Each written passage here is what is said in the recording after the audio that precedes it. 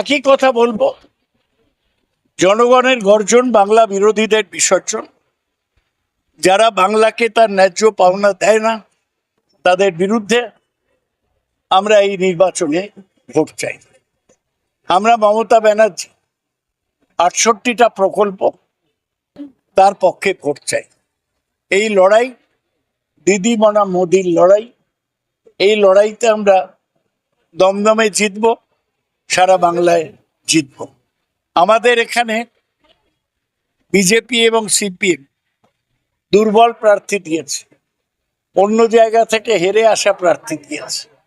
এদের মানুষ প্রত্যাখ্যান করবে।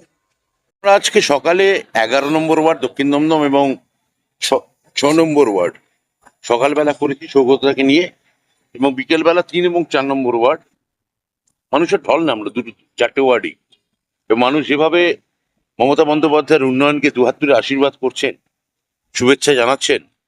সৌগত রায়, আপনি আমাদের এখানে জানেন, বর্ষিয়ান বয়োজ্যেষ্ঠ নেতা, এবং তিনি একজন মানে ভারতবর্ষের সংসদে এই মুহূর্তে একটা খুবই গুরুত্বপূর্ণ নাম। তার ধারে বা ভারে তার সঙ্গে এখানে অন্যান্য বিরোধী যে প্রার্থীরা লড়ছেন, কোনোভাবেই তারা আসেন না। ফলে সৌগতদাকে নিয়ে এবং মমতাদির উন্নয়নের বার্তা নিয়ে যখন মানুষের মধ্যে যাচ্ছি, তখন একটা প্রচন্ড একটা আবেগ আমরা লক্ষ্য করতে পারছি। সেটা আমার ধারণা, এখানে সৌগত রায় জিতে যাবেন। এই যে কটা ওয়ার্ডে আমি ঘুরলাম, বিশেষত এখন 4 নম্বর ওয়ার্ডে আমি দাঁড়িয়ে আছি, এখানেও মানুষের প্রবল সমর্থন দেখতে পাচ্ছি। ফলে সৌগত রায় জেতাটা এখানে সময়ের অপেক্ষা। আজকে বালুরঘাটে আজকে নির্বাচন ছিল, তো আপনি কিভাবে দেখছেন এই নির্বাচন? না, বালুরঘাটে খুব ভালো ভোট হয়েছে, কেননা ওখানে বিজেপির রাজ্য সভাপতি এবং যে ওদের ক্যান্ডিডেট, সে দিশাহারা আচরণ করছিলেন। যেভাবে কর্মীদের দিকে আমাদের তেড়ে যাচ্ছিলেন, আইসিকে ধমকাচ্ছিলেন, অর্থাৎ পায়ের তলায় তার জমি সরতে শুরু করেছে। বালুরঘাটের মানুষও, কলকাতার মানুষ এমনিতেই তার অসভ্য কথাবার্তায় এবং খুবই সাবস্ট্যান্ডার্ড কথাবার্তায়, নারী বিদ্বেষী কথাবার্তায় এবং ভাষা সন্ত্রাসে কলকাতার মানুষ খুব বিরক্ত ইতিমধ্যে ছিলেন। ওনার জেলার মানুষও দেখছি যে ওনার প্রতি মুখ ফিরিয়েছেন। ফলে ওনার হারাটা খালি সময়ের অপেক্ষা। দুমদাম, এটাই দমদম, বোমার দমদম থেকে সাংস্কৃতিক দমদমে রূপান্তর হয়েছে। সুতরাং এই দমদমে শান্তি বিরাজ করবে। আর এই দমদমে এবার আবার সৌগত রায় চতুর্থবার।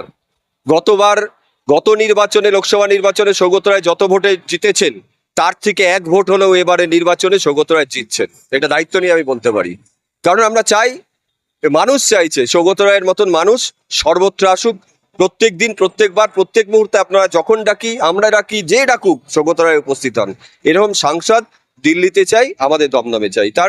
ওনার জিত নিয়ে, ওনার মানে আগামী দিনে ওনার কর্মকাণ্ড আমরা ঠিক করে ফেলেছি। প্রায় কত ভোটে নির্বাচিত হবে সেটা মানুষ ঠিক করে ফেলেছে। সুতরাং চিন্তার কিছু নেই। বিরোধীরা এখন ঠিক করছে বিজেপি সেকেন্ড হবে না সিপিএম সেকেন্ড হবে না থার্ড হবে, ফোর্থ হবে, এই নিয়ে ভাবছে। আমরা তো প্রথম স্থান অধিকার করে বসে আছি। বঞ্চনা থাকবেই। ভারতবর্ষের গণতন্ত্রকে ধ্বংস করে দেওয়ার জন্য যে চক্রান্ত চলছে, সেই চক্রান্তের বিরুদ্ধেই আমাদের লড়াই, মমতা বন্দ্যোপাধ্যায়ের লড়াই, তৃণমূল কংগ্রেসের লড়াই। এবং সে লড়াই শিরদাঁড়া সোজা রেখে মমতা বন্দ্যোপাধ্যায় এগিয়ে চলেছে। এবং মমতা বন্দ্যোপাধ্যায় ये झुकेगा नहीं, ये कभी झुकेगा नहीं। সুতরাং মমতা বন্দ্যোপাধ্যায় ঝুঁকবে না, মাথা নত করবে না। বাংলার মানুষ প্রতিদিন, প্রতি মুহূর্তে 42-42-এর দিকে এগিয়ে চলেছে তৃণমূল কংগ্রেস।